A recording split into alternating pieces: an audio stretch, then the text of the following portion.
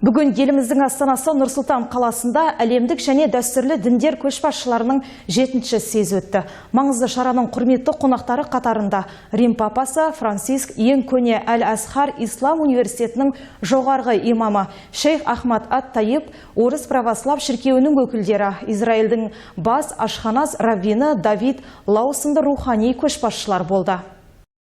Дүние жүзінің рухани көшбасшылары бас қосқан маңызды жиын әлемдік және дәстүрлі діндер лидерлерінің пандемиядан кейінгі кезеңдегі адамзаттың рухани және әлеуметтік дамуындағы рөлі тақырыбында өрбіді.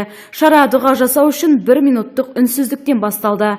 Отырысты ашқан мемлекет басшысы Қазақстан үшін әлемнің ең құрметті рухани көшбасшыларын бірге жинап, диалог орнату үлкен құрмет екенін атап өтті. Президент Қасым-Жомарт Тоқаев өз сөзінде коронавирустың таралуы экономика, саясат, әлеуметтік қатынастар сияқты өмірдің барлық саласына қатты ықпалын тигізді деді.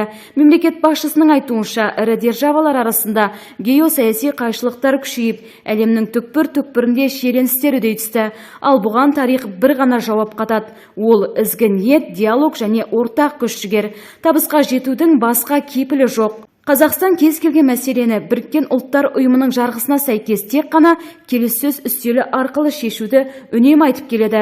Туындаған қайшылықтарды күшпен, қорқытумен немесе санкциялармен реттеу мүмкін емес екендігіне сенімдіміз. Мұндай сәттерде гуманистік идеяларға жүгіну аса маңызды. Олардың басты қайнар көзі дәстүрлі діндер екені даусыз, деді мемлекет басшысы. Съез ертең де жалғасатын болады. Президент телерадио кешенінің көмегімен Асем Жұмалиева, Нұр-Сұлтан, ақпарат.